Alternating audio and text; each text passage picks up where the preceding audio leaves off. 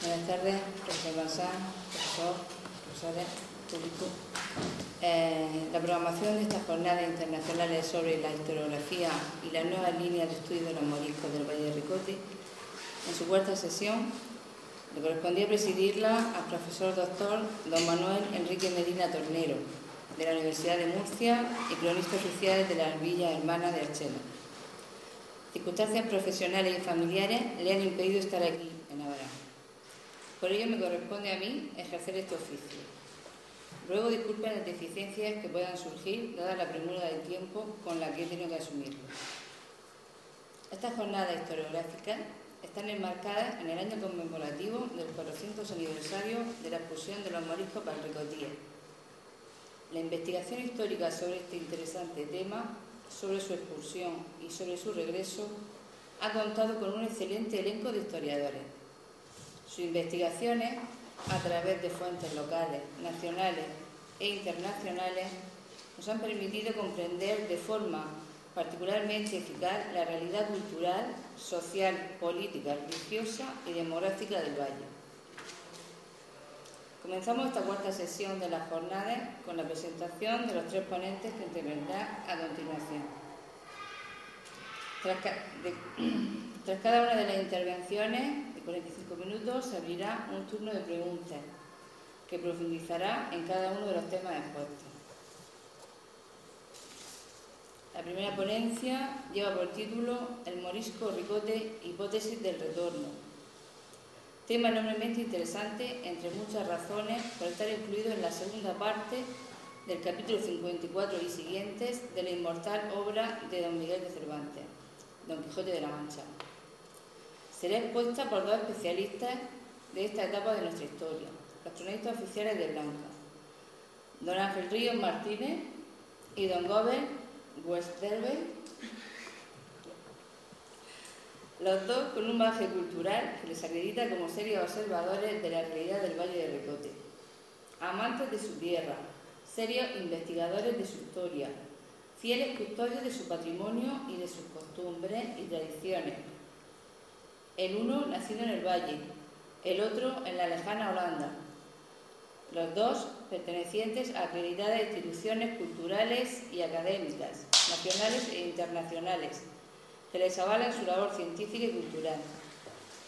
Ambos con un abundante número de publicaciones sobre la historia del Valle, que les acreditan como expertos en la materia, con la que dentro de unos segundos nos van a ilustrar. Para pronunciar su conferencia tienen la palabra don Gobert Westervelt y don Ángel Ríos. Gracias. Como tiene dos partes la ponencia, que nos la hemos dividido, y entonces puede ser muy extensa, pero tenemos que reducirla al máximo. Vamos a dar por lo menos unas pinceladas que nos ayuden a comprender un poco esto. Y la primera parte me voy a encargar yo, del morisco Ricote, y luego mi compañero Jorge pues hablará de la hipótesis del retorno. Bueno, deciros que el vocablo de morisco pues fue, como todos sabemos, el que se dio después del bautismo, más o menos forzoso, aunque como también sabemos que esta mañana nos lo han recordado, los del Valle de Ricote, antes de que se hubiese el decreto de los Reyes Católicos, ya se habían bautizado. El día de mayor número de bautizos fue el día de la Virgen de Agosto, el día 15.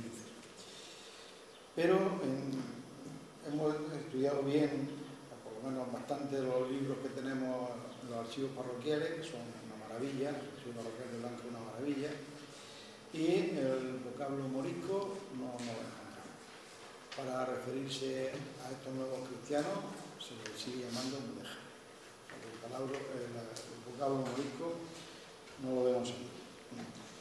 Bueno, hemos de tener en cuenta el Valle de Ricote en esta época, y entre los años 1570 y la expulsión pues seguían viviendo un poco en semi-aislamiento por las condiciones geográficas del valle, pero no quiere decir que no fuesen vendedores de productos fuera del valle, pero sí, y también estaban un poco impuestos impuestos a la sociedad cristiana, porque no podían manifestarse libremente de su creencia y costumbre.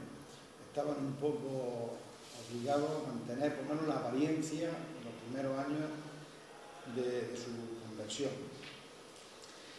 Tenemos la suerte de disponer de la ordenanza de 1592 y en ella escribe cantidad de cosas y nos dice que en Blanca había vacas, ovejas, cabras, ganado porcino. Se alimentaban estos animales de hierba, de alfalfa. Sin embargo, en esta documentación no hemos encontrado el que se mencione el que comieran o no a carne de cerdo, que sabemos que estaba prohibida. Pero luego en el informe del padre Pereda nos dice que sí, que comían carne de cerdo. También es posible que muchos compraran esta carne para disimular, fingiendo un poco que la llevaban para comer y luego en su casa no la comiesen. Había cazadores, y cita por ejemplo a Juan de la Vega y Juan de Hoyo, que podían cazar libremente. Sin embargo, a los forasteros se les podía cazar animales como venados, machos cabríos, puercos, montesas, conejos, liebres, perdices, utilizando escopetas, arcabuces, ballestas, perros, hurones, gargos, redes u otros instrumentos. Tampoco a los forasteros se les permitía pescar peces o anguilas, utilizando pues algún tipo de red como los volantines o otros artefactos. La madera del bosque, que había buena, se usó, entre otras cosas, para la construcción de barcos de guerra. Con ello se fabricó nuestra Armada Invencible, que sabemos que en el 1588 se dejó de ser invencible. Los leñadores tenían que proveer de leña al horno y posiblemente debido a ese desgaste excesivo de madera para la Armada Invencible, pues la sierra debió de quedar bastante pelada. Y entonces nos dice también la ordenanza que los forasteros no podían cortar más pino. Tampoco los moriscos, los blanqueños los podían cortar, ni vender a los forasteros. Sí, lo podían hacer, pero sí era para uso personal o para el carbón, que era una de las maneras de ganarse el sustento. Dentro de esta información pues nos dice que en Blanca había un partero, un tal Luis Fernández, que era natural de Murcia, quien vigilaba los nacimientos e informaba a los curas de los mismos con la finalidad de que lo antes posible el bautizo. También tenemos constancia de que muchos moriscos, de la existencia de moriscos mercaderes, que dedicaban a la venta de esteras a los moriscos de Granada o de Valencia. También, por ejemplo, nos cita a Juan de Molina y Juan Candel, que trataban de especular con el comercio del corambe, que era con los cueros y las pieles, bien curtidos, bien sin curtir. Sobre lo que nos habló el otro día Jesús Jolín, de la huerta y del agua, pues en Blanca también teníamos un carpintero, Nicolás Fernández, que vivía en Villanueva, que era blanqueño, y que hizo una añora en la parte y lugar donde se habían hecho otras, de igual altura que la hizo Ginés Serrano, que era de Cieza para los parajes de Buila y Chorochola. Otra de las cosas que se ha comentado sobre si eran o no eran cristianos era si bebían o no bebían vino. Bueno, en el siglo XVI tenemos documentada una taberna en Blanca, la cual era perseguida por el famoso Pedro Cachopo y continuamente denunciaba a los concejos de las 6 villas la existencia de la taberna porque dice que se emborrachaba. En otro momento nos dicen que se les podía entrar con armas a la taberna por los escándalos que gobernaban y las peleas. O sea que si se emborrachaban y bebían vino, pues tampoco nos indica mucho que siguiesen la ley de Mahoma, lo cual nos acerca más a que eran cristianos. Pero los mudéjares del Valle, antes de este bautismo del 15 de agosto y otras fechas de este mismo mes, pues estaban también a favor de los reyes católicos. No solamente le ayudaron en la conquista de Baza, antes de tomar Granada, en el 1489, sino que también acudían con cierta frecuencia a la costa a ayudar a defenderse contra los ataques de los piratas que la asolaban con cierta continuidad. Pero aún más, después de la conversión, se ofrecieron, y el rey lo aceptó, y fueron a Valencia a ayudar a sofocar la revuelta que habían gobernado los moriscos valencianos. Fueron con, dice que fueron con bandera y compañía a ayudar a esto. Pues quiere decir que ni pensaban en ellos que le iba a tocar también irse, y se consideraban como cristianos. Bueno, Cervantes conocía de primera mano todos estos avatares que estaban sucediendo, porque entre otras cosas pues vivió en Madrid, en la calle Huerta, en el año 1612, y vivía frente a la casa del príncipe de Marruecos. Por lo tanto, algo oiría o preguntaría o una relación tendría. También tenía buenas relaciones con Juan de Urbina, que era el secretario de los duques de Saboya. También Juan de Urbina tenía buenas relaciones con Felipe III y el duque de Lerma. Por lo tanto, lo que él sabía sobre los moriscos, la información que le llegaba no era de oída, sino de primera mano. Y aunque en su primera parte, digamos, en sus primeros escritos y tal, no era partidario de esto, después sí vio la injusticia o el maltrato que habían recibido estos cristianos, y en la segunda parte del Quijote, que me ha citado, pues se encuentra Sancho con el morisco Ricote, que lo sitúa como vecino de Esquivia, que era el pueblo de su mujer, lo sitúa como vecino de Esquivia, entre otras cosas, para él no ser enemigo o ser, digamos, enfilado un poco por la Inquisición, estaba muy pendiente de quién. Entonces lo disimula un poco, aunque sabemos que se refería al Valle de Ricote. Entre otras cosas, en este encuentro dice: válame Dios, ¿qué es lo que veo? ¿Es posible que tengo en mis brazos a mi caro amigo, a mi buen vecino Sancho Panza? Sin duda, porque yo ni duermo ni estoy borracho ahora, dice el morisco Ricote. O sea que le pegaba bien también. Más adelante, después de darse a conocer, saludarse, presentarse y tal, dice que se sentaron a comer y que entre otras cosas sacaron pan, sal, cuchillos, nueces, y huesos montos de jamón. También que sacaron 6 botas de vino, que cada uno sacó la suya. Dice, el buen Ricote sacó la suya, que por su grandeza podía competir con la otra. O sea que, por lo tanto, nos vuelve aquí también a decir que el morisco Ricote bebía vino, y el jamón tampoco le hacía de lado. Si no podía dar bueno, pues se chupan los huesos. Pero bueno. Decir también que Ricote reconoce que su mujer y su hija sí son católicas buenas, él no lo es tanto, pero que le pide a Dios que le abra los ojos del entendimiento y le dé a conocer cómo le tiene que servir. O sea, que no se considera tan buen cristiano, pero quiere serlo. En este contexto de la expulsión, o bien un poco antes, hay que tener en cuenta la situación de Felipe III, que tenía con los Países Bajos, que dio lugar a este pacto que conocemos con la tregua a 12 años o Tratado de Amberes. En la manera en que lo firmó no era muy ventajosa, ni era lo que se esperaba sobre la firma de esto.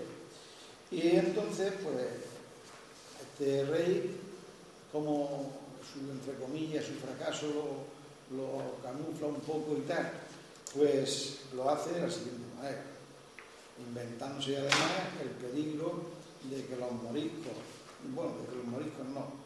de que había una invasión por parte de Marruecos y que iba a contar con ayuda holandesa. Entonces esto le sirvió que para que no tuviesen ayuda desde dentro, pues todos estos moriscos, mejor echarlo. Y entonces el decreto de la expulsión lo firmó el 22 de septiembre de 1609 y se publicó el 4 de agosto por el virrey Marqués de Caracena. Se empezó por los valencianos, poco más tarde, en diciembre de 1609, se dictó la misma medida para los moriscos de Murcia y Andalucía, siendo excluidos finalmente los murcianos. Poco después, el 28 de diciembre, se comenzó la salida de Castilla-La Mancha y de Extremadura. La mayor parte de las autoridades eclesiásticas estaban a favor de que se quedaran los moriscos. Y el bando de expulsión de octubre de 1611 no fue bien recibido porque consideraban que su comportamiento era de cristianos viejos. Estudiando este asunto, el Consejo de Estado propuso enviar en secreto a un instructor y el confesor real, el padre Luis de Aliaga, envió a Murcia al carmelita Fray Juan de Pereda para que de primera mano conociese el grado de cristianización, hablando con los habitantes del valle, y además el padre Pereda se asesoró de autoridades de Murcia, entre ellos Luis Fajardo, Luis Garay, que era corregidor, o el inquisidor Ayala, también con algunos religiosos que habían predicado.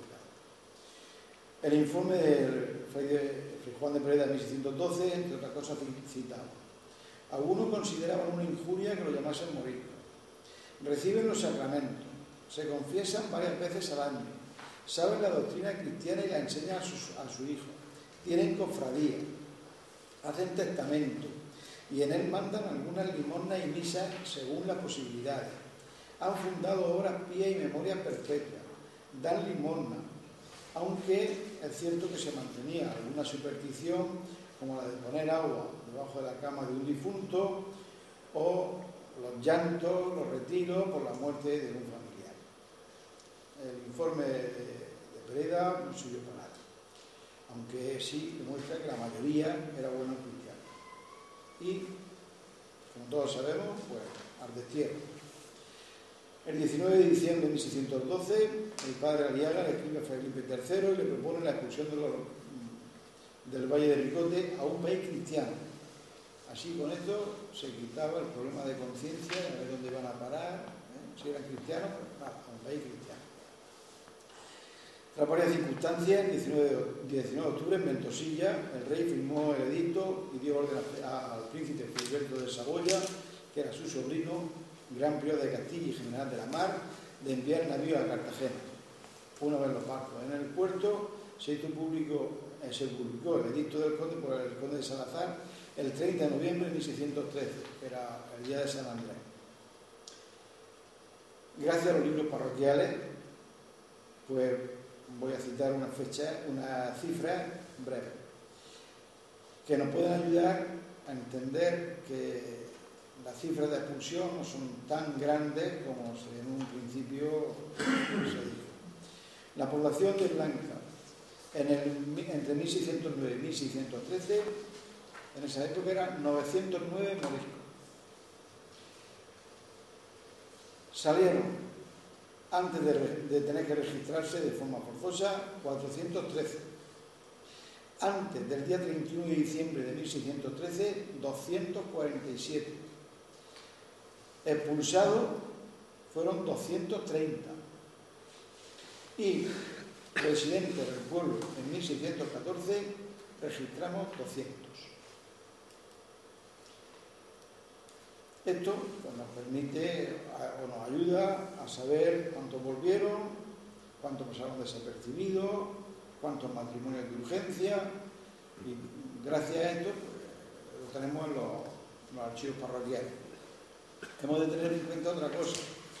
El Valle del Ricote, que lo conocemos los que somos de aquí, de estos días, podéis gozar de él, pues Valle del Ricote, si en el siglo XIX fue cuando se proyectó la carretera que iba de Ojos a Barán por Blanco, y en el 1934 fue cuando se colocó el puente de hierro que tenemos en Blanca, pues imaginar si esto en el siglo XX, esa es la comunicación, en la época a la que nos estamos refiriendo, ¿qué comunicación habría? Luego era prácticamente imposible, aunque el conde de Salazar puso piquetes con soldados que recorrían a caballo el valle y tal, prácticamente era imposible controlar quién se iba para acá, para allá, y poder llevar, digamos, a rajatabla lo de la expulsión. Aunque, como creemos, no fueron tantos como se ha venido diciendo. Bueno, pues ahora mi compañero Hofer nos va a continuar con el retorno. Gracias. La gran pregunta que tenemos es esto: ¿por qué Cervantes cambió de opinión? Intentaremos dar una contestación a esto.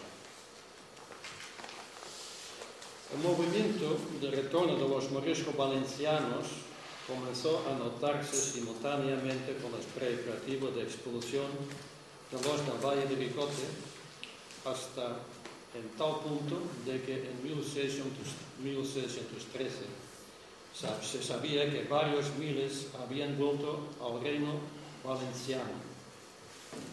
En 1612 se decide que como castigo se los volverá a expulsar, y en 1613 se restaura la pena de condenarles a caleras. Si se encubría al repatriado, al culpable, se castigaba con pérdida de sus bienes. Si por medio de dilatación se conseguía apresar a algún morisco, se daría de recompensa 10 ducados a costa de los bienes del morisco. Este retorno de moriscos suscitaba compasión y simpatía para aquellos que demostraban el amor a su patria y de forma encubierta, para evitar las penas, los ayudaban. Algunos teólogos valencianos solicitaron clemencia para ellos. Fray Jaime Bleda seguía en su 13, orgulloso de ser llamado único cuchillo de la nación morisca. En el bando publicado por Salazar el 26 de octubre de 1613 se especifica el levantamiento de la prohibición de marcharse a otros reinos de su majestad fuera de España. Este punto es importante. Este periodo, así como los años entre 1611 y 1613, fueron al parecer aprovechados por varios moriscos blanqueños y otros moriscos de Valle para dirigirse al reino de Valencia y a otros sitios. Algunos de ellos vuelven pronto a su pueblo natal para casarse con cristianos. Esto fue el caso de la blanqueña Ana Dato Avellán, que había buscado refugio en Jumilla, pueblo donde seguramente su madre tenía familiares, volviéndose a Blanca en el año 1615 para casarse con Juan Guardiola, según el libro de matrimonio de Blanca. Prueba de que los avellanes tenían familia en Jumilla es el hecho de que en el libro de bautismo de Abraham consta el 12 de octubre de 1598 un tal Juan Avellán, vecino de Jumilla, que era padrino de Joseph Tornero Gómez. Felizmente tenemos ahora, por el trabajo de Gil, una relación de los moriscos blanqueños expulsados. Este trabajo es muy importante. El problema de esta lista es que viene solamente un apellido, pero como tenemos árboles genealógicos de Blanca, ya podemos hacer algo. Esto en su mayoría de las ocasiones suele dar dudas, puesto que varias personas en Blanca tuvieron el mismo nombre y apellido. De todas formas, como he dicho anteriormente, algo podemos sacar. Si comparamos la lista de expulsados con los libros parroquiales de Blanca, observamos que un Hernando de Aguilar fue expulsado y que un Fernando Aguilar consta en el libro de bautismo de Blanca el 23 de marzo de 1615. Debe ser la misma persona, puesto que no hay más personas con el nombre de Aguilar en Blanca. Y sabemos que se escribieron en aquella época tanto el nombre de Hernando como de Fernando. Por lo tanto, no detectamos moriscos que volvieron en el año 1614. Y esto es un problema para resolver esta pregunta. Esto sería más bien el caso en el año 1616 en adelante, pero Sabandos escribió su obra sobre morisco Ricote en el año 1615, o sea, el texto ya hizo 1614, así que solamente podemos concentrarnos en dicho año 1614.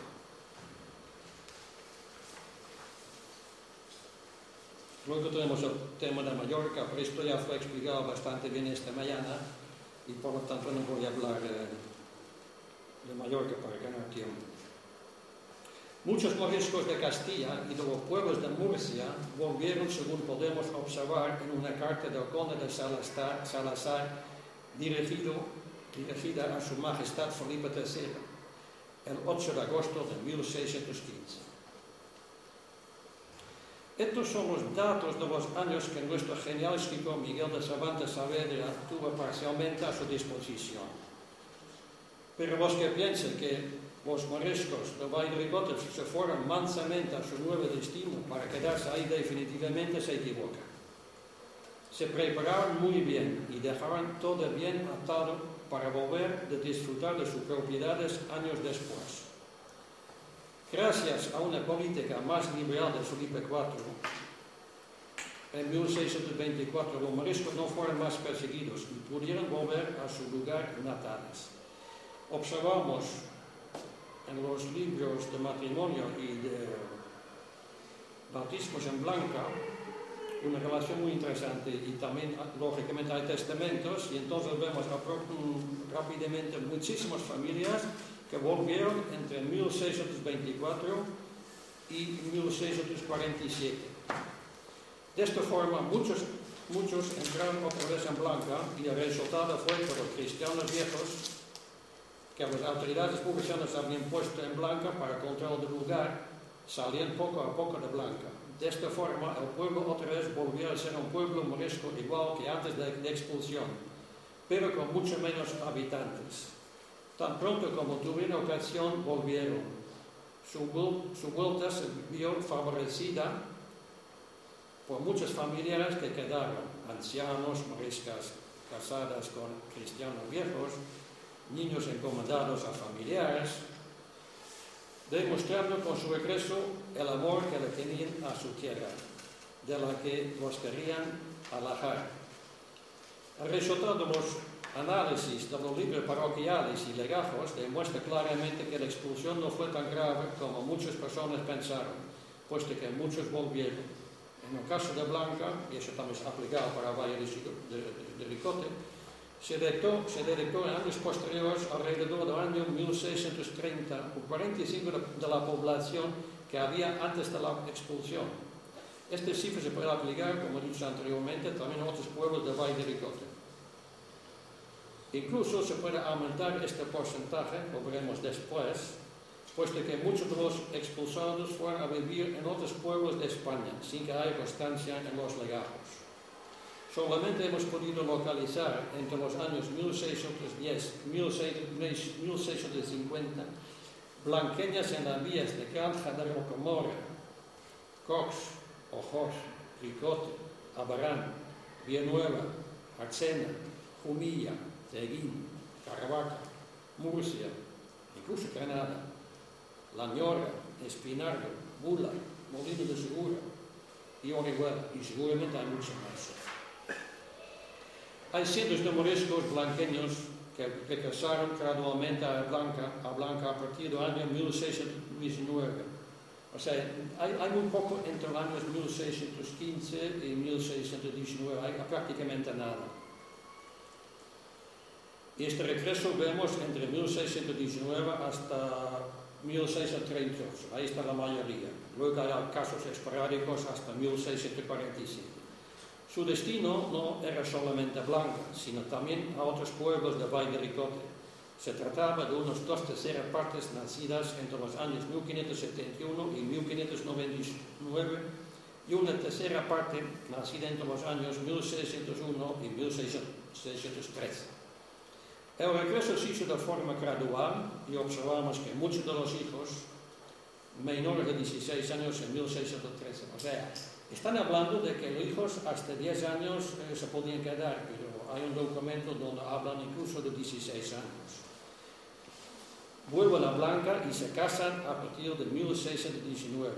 Lógicamente es muy difícil saber en qué pueblos ellos o sus padres se fueron a vivir. Pero sí está claro que simplemente esperaban el momento oportuno para regresar a su pueblo. Muchos de los moriscos blanqueños comenzaron a vivir en otros pueblos del Valle de Ricote, incluso después del año 1624, porque claro, no estaban muy seguros de su vida y pensaban que las circunstancias se podían cambiar. Cuanto menos ellos supieran, mejor sería para ellos, pensaban ellos, con el fin de escaparse a cualquier control. Se entiende fácilmente que todas estas cifras no tienen nada que ver con el morisco Ricote, ya que el libro de Cervantes fue escrito aproximadamente en 1614. Por lo tanto, debe haber otras circunstancias por las que Cervantes hablara tanto sobre el morisco Ricote y su regreso.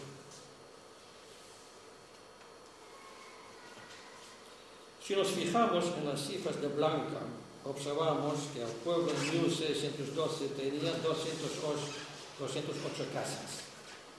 La expulsión del morisco era un 21%, pero a esta cifra hay que añadir otro 12% más en referencia a los pobres que no estaban en la relación. O sea, el señor Gil piensa, yo estoy de acuerdo con él, que aproximadamente la mitad de este 21% también fueron expulsados y lo observamos luego en las cifras.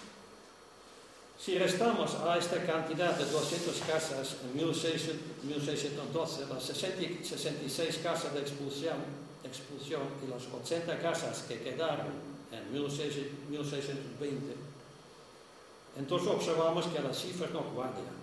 200 menos 146 es 62.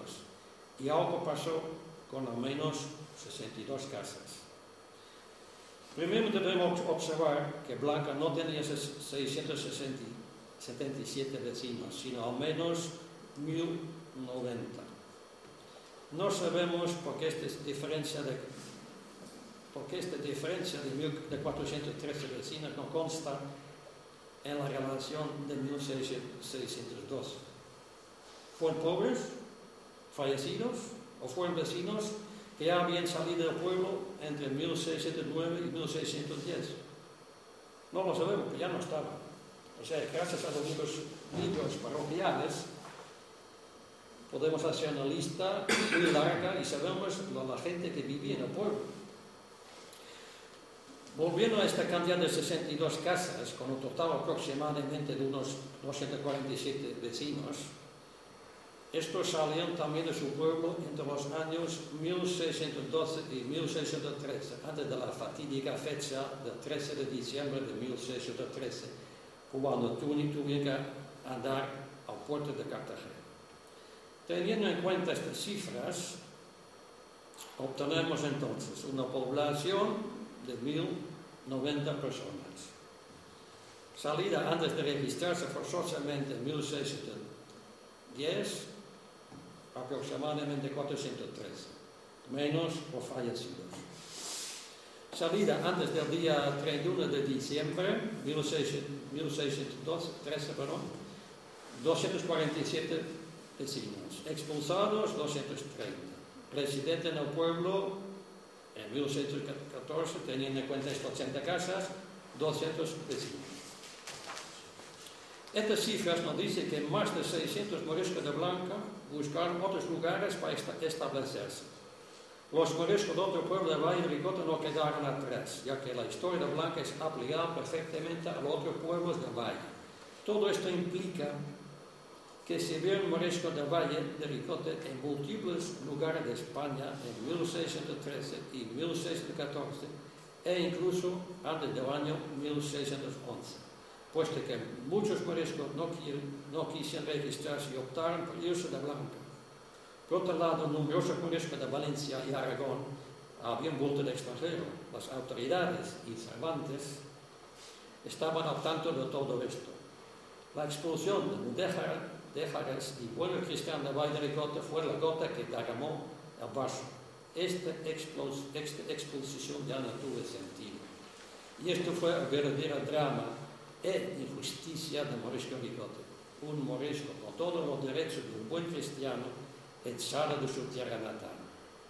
Cervantes no hizo otra cosa que reflejar en su libro un drama que estaba en boca de todos. Pues, y con esto más o menos termino. Pienso que estas cifras son más o menos la situación, porque no observo que había tantos expulsados. Está muy claro que un montón de blanqueños se fueron antes de la expulsión. Y nada más. Gracias.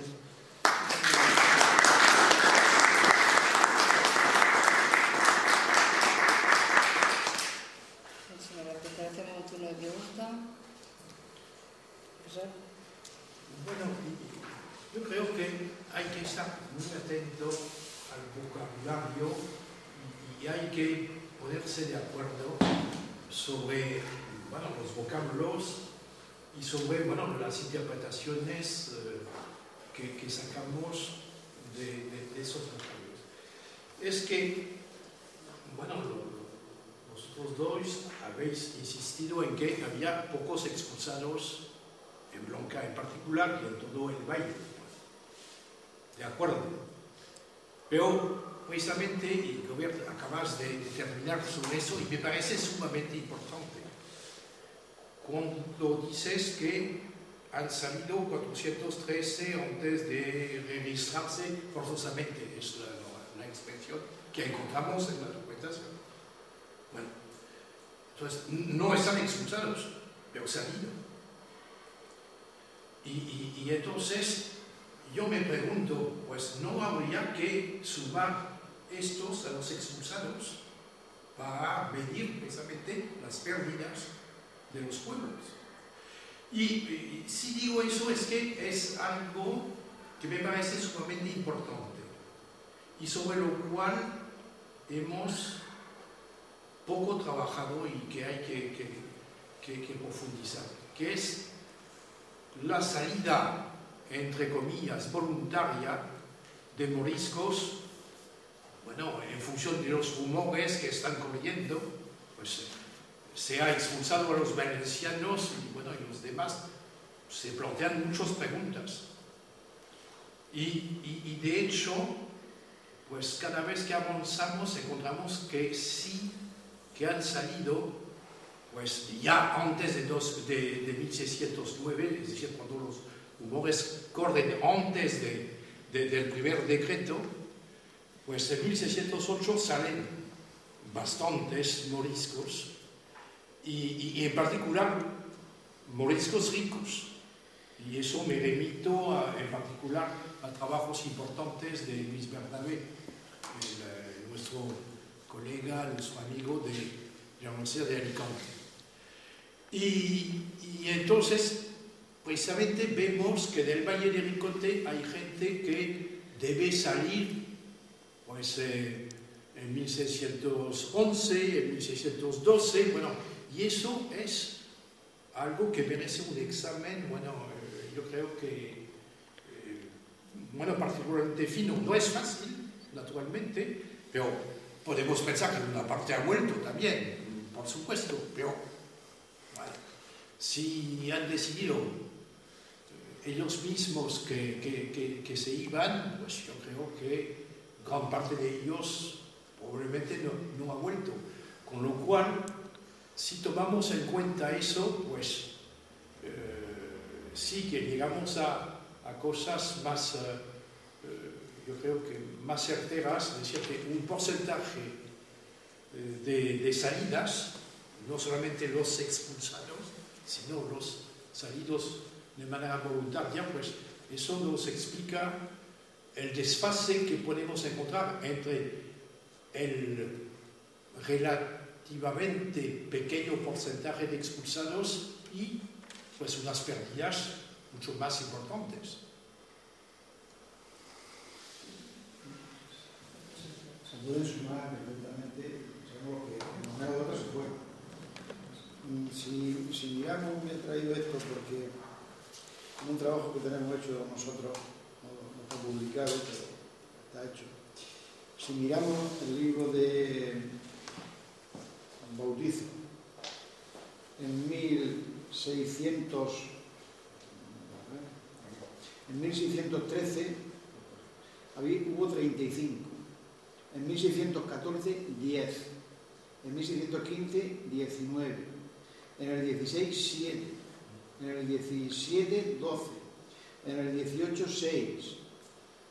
Si nos vamos a los matrimonios, en el 1612 hubo 12, en el 1613 16, en el 14 11, pero a partir de aquí, en el 15 2, en el 16 4, en el 17 2, en el 18 no hay nada, en el 19 1, en el 20 1. O sea que la población descendió considerablemente porque se nota. O sea que volvieron, pero los que se habían ido a establecerse en otro sitio posiblemente no volvieron. Se nota que la gente tenía mucho miedo. Había poco moriscos entonces, pocos casamientos, pocos niños, muchos casamientos entre blanqueñas y cristianos. Se montaron aquí un montón de cristianos de Murcia para controlar al pueblo. Ellos solamente salen de aquí a partir de 1620. Entonces había un control por parte de Murcia durante 7 o 8 años. Eran tiempos muy duros. Pero los blanqueños estaban, pero no hay otro sitio. Sí, hay que contar con eso. Y bueno, los matrimonios, la lista que dais en el texto es muy relevante en eso. Pero yo creo que hay que tomar todos estos aspectos en su conjunto para entender este proceso. Todos son desplazados. Exactamente. Sí. Bueno, puede ser que algunos han ido voluntariamente a la expulsión, no lo sabemos. Bueno. Pero el hecho de que años después volvieron tantos, esto implica de que no, yo no creo que han ido voluntariamente fuera. Se han desplazado aquí en España.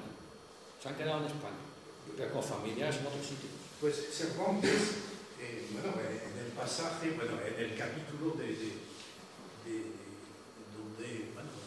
habla de Ricote, hace decir a Ricote, y eso yo creo que no hemos dado la suficiente atención a 2 líneas suyas, que él dice que en su pueblo, cuando el famoso decreto de diciembre de 1609, cuando se dice que no es un decreto de expulsión, sino que los de Castilla que quieren salir, que salgan.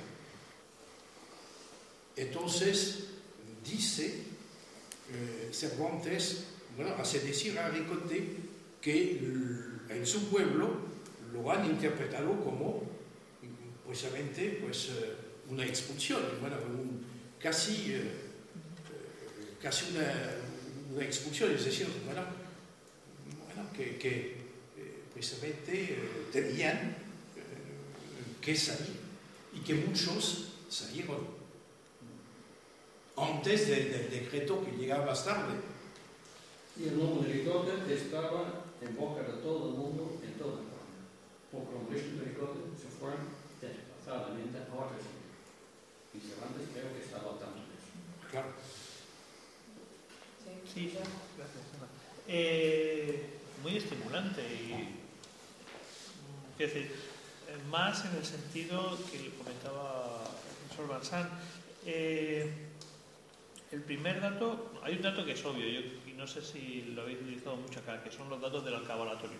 Las alcabalas del Valle de Ricote se hunden, pero se hunden a niveles delirantes. Es decir, en el siglo XVII, que es un momento en el que la fiscalidad está pues casi pasando la cuchara por lo que queda del cazo, a ver lo que quede, puede haber ocultación, claro que hay ocultación, claro que hay fraude, pero el nivel de hundimiento de las alcabalas, y yo creo que si se analizaran las cuentas de millones o de los 1%, que los 1% sí son mucho más explícitos, sí demostrarían que, bueno, en general el reino de Murcia se hunde, sobre todo después de 1634, que es el momento, a partir del 34 es el infierno, ¿no?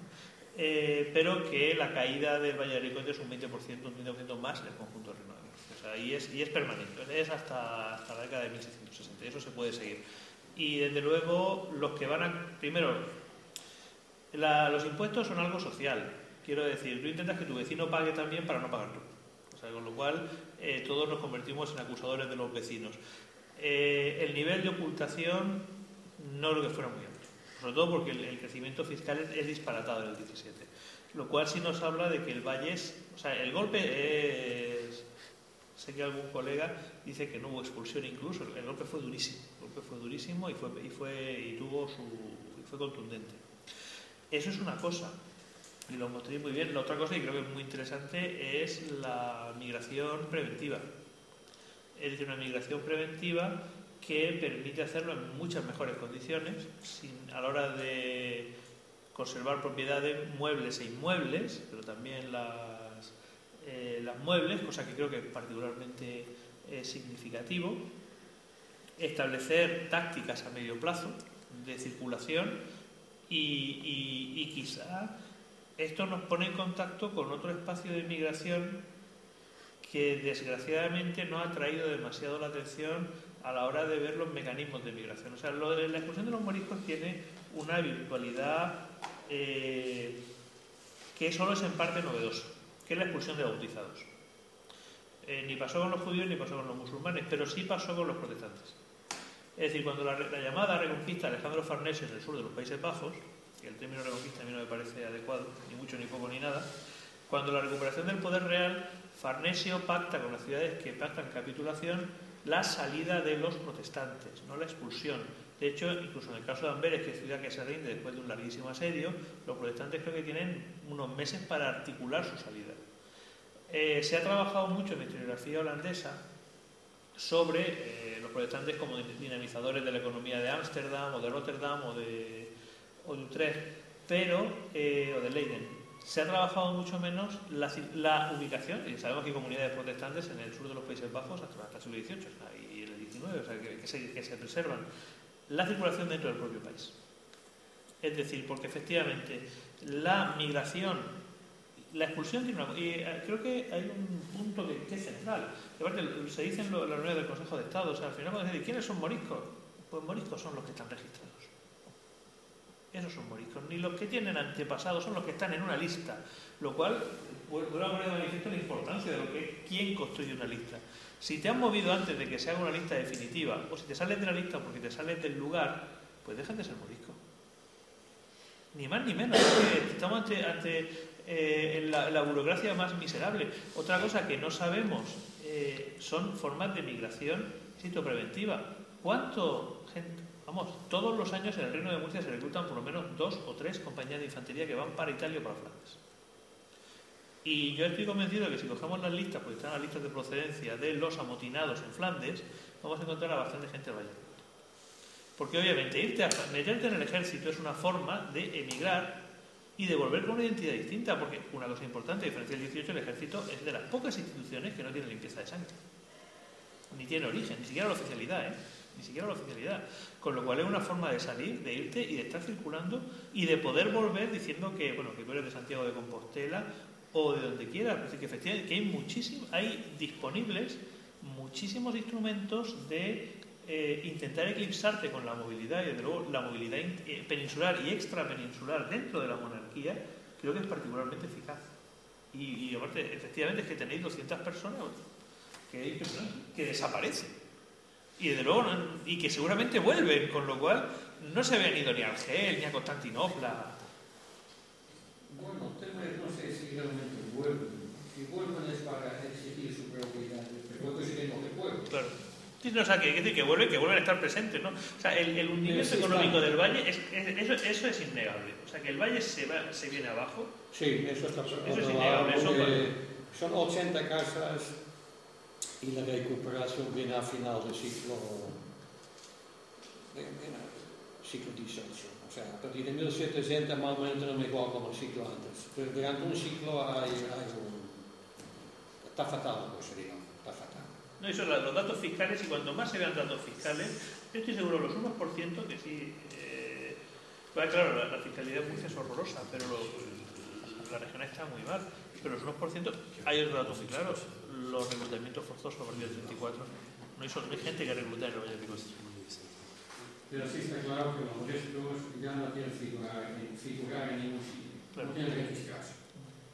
Como moriscos, lo interesante sería ver cómo se registran, es decir, es un proceso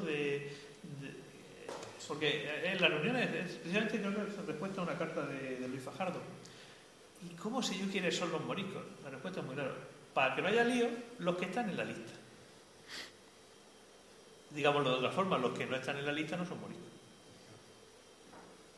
Y es brutal, es decir... Y como bastantes se llaman Alonso Pérez o Diego Sánchez. Claro, si eso lo hacen 2 años antes y te han movido, te has dejado de existir, o sea... También, y creo que es un tema que hablaremos mañana cuando hablemos sobre cómo podemos pensar hacia el futuro la investigación, es la experiencia de Cervantes. Cervantes es un señor que ha estado en el norte de África y que sabe cómo se las pasan los cristianos en el norte de África, que tampoco es que sea un camino de rosas. No hay que olvidar que el Reino de Murcia sufre en 1618 y 19, siempre me equivoco, pero bueno, tenedme paciencia, el mayor desastre militar de toda la Edad Moderna. Es decir, en 1618, 19 o 17, siempre, pero uno de esos 3 seguro, sale una armada de Cabo de Palos capturada por una armada rosaria y son cerca de 1.400 soldados capturados que van al norte de África directamente. Es la mayor captura colectiva militar, aparte es un desastre de expedición. Y uno de los soldados que vuelve, le pasé el memorial a Cecilia, es de los pocos memoriales que escribe con odio contra los musulmanes. O sea, me trataron de estos, cito y perdón por la expresión, perros moros. Sí, pero no es usual que en los memoriales la gente se diga insultarse, o sea, porque el Consejo de Estado ya ves. Pero lo que es muy interesante es que al mismo tiempo que se ha generado una expulsión hacia el norte de África en algunos casos, hay que tener en cuenta que Cervantes es una de esas personas que escribe desde la movilidad.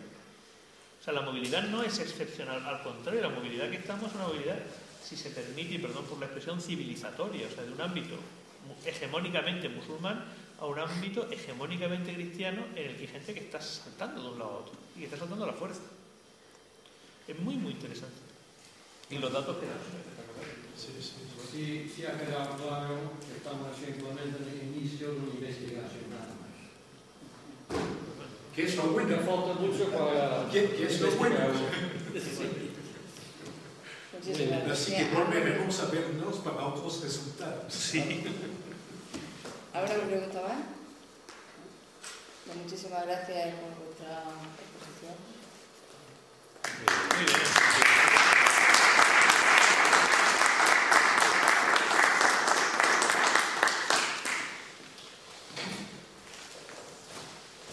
Familiares le han impedido estar presentes entre nosotros para dictar su original e innovadora conferencia. Desde aquí le enviamos un afectuoso saludo y nuestros mejores deseos. José David Molina es uno de los investigadores más elocuentes de la historia, el patrimonio, las costumbres y las tradiciones de la villa de Abarán y del Valle de Ricote, como corresponde a su cargo de cronista oficial de Abarán. Desde esta perspectiva, ha publicado muchos artículos, ha participado en congresos nacionales e internacionales, con aportación de ponencia, ha escrito muy interesantes capítulos en obras colectivas, ha dictado multitud de conferencias sobre temas de su especialidad. Es un gran musicólogo e investigador de la música, haciendo honor a sus ancestros, grandes musicólogos también. En el campo historiográfico de la moriscología ha publicado interesantes artículos sobre esta temática, que le han consagrado como especialista en la materia, como vamos a escuchar dentro de unos segundos. Ante su imposibilidad de asistir a esta sesión, ha sido su deseo que su ponencia sea leída por su colega y amigo, don Dimas Ortega. Dimas Ortega es cronista oficial de la Villa de Ricote, licenciado en Historia Medieval por la Universidad de Murcia y en Teología por la Universidad Pontificia de Salamanca, académico correspondiente de la Real Academia Alfonso X el Sabio y miembro de número de la Sociedad Española de Estudios Medievales. Pues para leer la ponencia de don José Molina David Templado, requiere la presencia de don Dimas Ortega.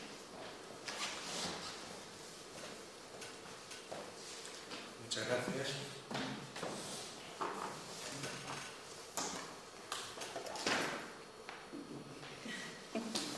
Creo que la veré. Bien, como ha dicho la presidenta de la mesa, la enajenación de los bienes confiscados a la población del Valle de Ricote tras su expulsión en 1713. Me parece una ponencia muy lúcida y creo innovadora.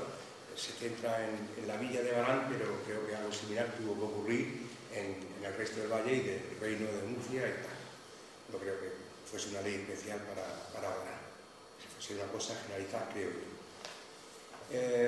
Utiliza, aparte de varias fuentes escritas, utiliza principalmente las fuentes del archivo parroquial de aquí de Barán, antiguo, de los orígenes de la legislación eclesiástica sobre archivos a partir del Concilio de Trento, y también utiliza algo de los fondos de protocolos del Archivo General de la región y principalmente Archivo General de Simancas, especialmente el fondo, la sección de Estado y también la contaduría general del mismo archivo de Simancas. El resumen de esta conferencia, de esta ponencia, trata de todo el proceso de venta de los bienes expropiados a la población mudéjar en 1613. Distingue el autor entre dos tipologías, los descendientes de los convertidos al cristianismo libremente y los que se convirtieron forzadamente.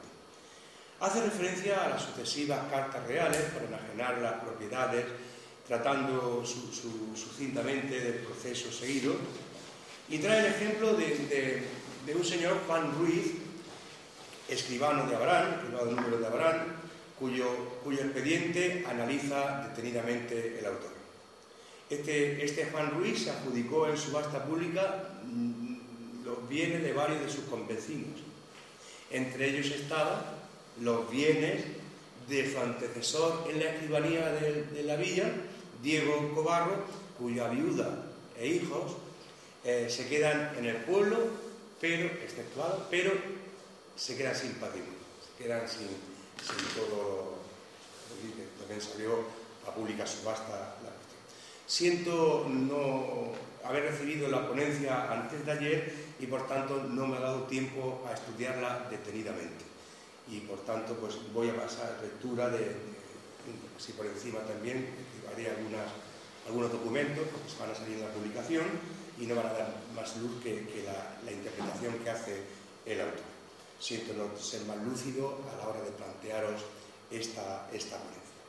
Dice que el 16 de enero de 1610 don Luis Fajardo recibía un bando real para la expulsión de los moriscos del reino de Murcia.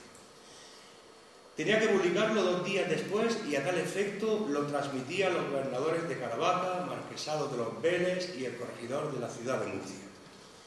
La aplicación del bando le suscitaba la duda de si afectaba a los mudéjares, que son unos moriscos, que está citando una fuente de Simancas. Los mudéjares que son unos moriscos que a muchos años que traen armas y se tratan como cristianos viejos en el uso de las confesiones, como en todo lo demás, de los cuales hay algunos lugares de esta huerta de Murcia y del Val de Ricote. Termina la cita. La distinción generada tenía su origen en el modo voluntario u obligatorio en que se había producido la conversión al cristianismo de sus antepasados. Hay que hacer notar que la principal acusación no era tanto el modo de vida y su mayor o menor aceptación de la religión católica, como su procedencia de musulmanes conversos. De tal manera que más de 100 años después del bautismo de sus ancestros y pasadas varias generaciones, aún se les llamaba cristianos nuevos a esos descendientes, después de esas generaciones. En 1501, parte de la población musulmana del Reino de Murcia, entre los que se encontraba la totalidad del Valle de Ricote, recibió de modo voluntario las aguas del bautismo. Como contrapartida, los nuevos cristianos obtuvieron ciertos privilegios y exenciones de los reyes católicos. Meses después se impondría la conversión general obligatoria, que ya no conllevaría privilegio alguno. Por tanto, se generan, pues, dos clases de conversos, dependiendo de haber accedido al bautismo voluntariamente u obligatoriamente. La sociedad cristiana dominante distingue estos dos modos de incorporación, diferenciando a los primeros con el nombre de mudéjares, que con los privilegios obtenidos son tratados desde su conversión como cristianos viejos. Para entender todo el proceso de la expulsión de los moriscos del Reino de Murcia, es importante tener en cuenta esta distinción, de tal manera que por su condición de mudéjares serán exceptuados de los primeros bandos durante 3 años. Hacemos la observación que el término mudéjar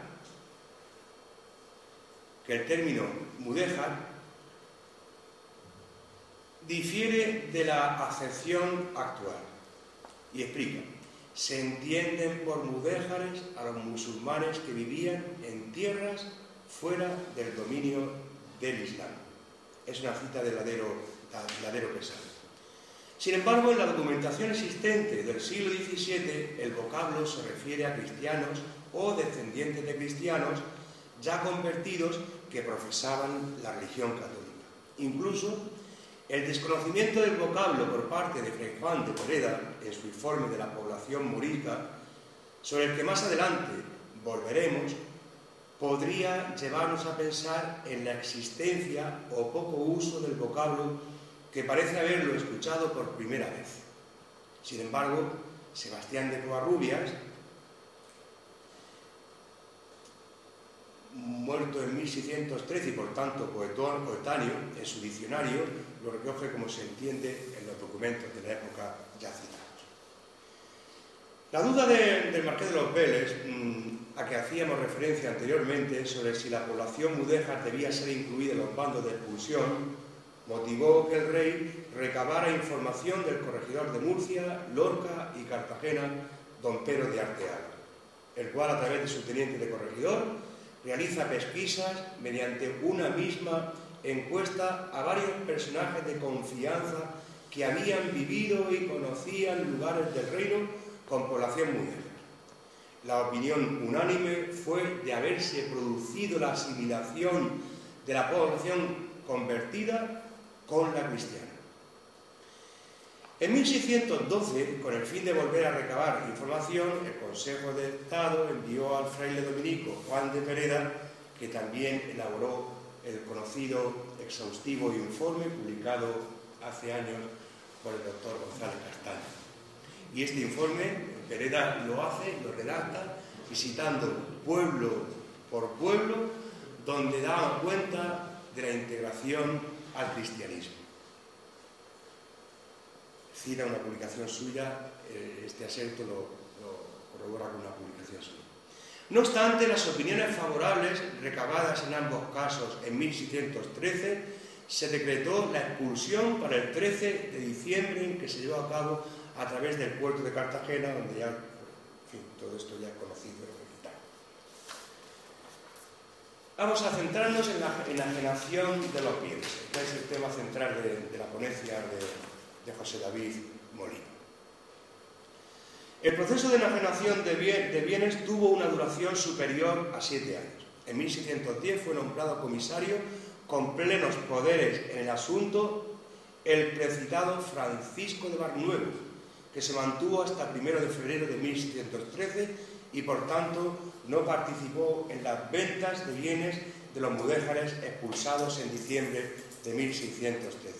Sin embargo, podemos afirmar que participó en el inventariado y tasación que se le había encargado en 1610. Le sucedieron el doctor Mateo Cruzado de Barrientos y Diego Muñoz Claros como alguacil hasta fin de noviembre de 1614, añadiendo los bienes no solariegos, procedentes de señoríos, que hasta entonces habían sido excluidos. Seguidamente, el 14 de diciembre, se comisiona a Diego Fernández de Cascajares para seguir con las diligencias enajenadoras de bienes, manteniendo a Diego Muñoz Claros en el cometido. En septiembre del 1617, los comisarios citados anteriormente presentan dos redacciones al Consejo Supremo de Hacienda, una con los bienes vendidos y otra con los pendientes de vender. Practican la liquidación de cuentas correspondientes y cesan el negociado. En octubre del 18 es nombrado para continuar con la enajenación de bienes don Agustín de Soto. Para el cometido se le entregan copias de las cuentas presentadas previamente ante la Comisión de Hacienda por sus antecesores, dándole las mismas instrucciones y los mismos poderes que a sus antecesores. Los bienes tenían dos tratamientos distintos, dependientes de su valor. De 50 ducados abajo podrían ser vendidos directamente a cualquier comprador interesado aplicándole el precio de su tasación. De 50 ducados arriba deberían ser puestas en almoneda, partiendo del precio tasado y adjudicadas al mayor postor. Para subasta, que había de ser pública, se mandaba que fuera anunciada previamente mediante bando y pregones. El importe de la adjudicación podía pagarse de contado o en varios plazos anuales. El modo de licitación también dependía de la naturaleza de los bienes. Para los inmuebles se haría en plaza pública a viva voz por un subastador entre los postores y por el modo de la candela. La candela, se encendía una candela y mientras que estaba la velita encendida, pues la gente pujando. El caso concreto de Juan Ruiz, el que se queda con los bienes de... Dice, Abarán en 1610 tenía 574 habitantes, mudéjares, agrupados en 166 casas. ¿Concuerdan las cifras, joven? No, pues, ¿No? No tengo memoria, no lo sé de memoria. Agrupados esos 574 mudéjares en 166 casas, según el informe que enviaba don Luis Fajardo al Consejo de Estado. 2 años más tarde, en el 12, Pereda, que había sido enviado al Reino de Murcia para recabar información sobre la población mudéjar, en su informe al Consejo coincidía en el número de pobladores con el facilitado por don Luis 2 años antes, es decir, 574 habitantes mudéjares en la villa de Abarán. Sin embargo, en el precitado informe del fraile dominico nos dice que hay, además, 5 cristianos viejos, número que nos parece corto, habida cuenta de que en el acta capitular del 12 de diciembre de 1613, acta capitular del Ayuntamiento de Abarán, aparecen más de 5 cristianos viejos que podían aportar más de 20 personas, considerando una tasa de 4 pobladores por vecino o por familia. De cualquier forma, la desproporción es enorme. La inmensa mayoría de los habitantes son mudéjares y, por tanto, afectados por el decreto de expulsión. Abarán prácticamente quedaría desierto.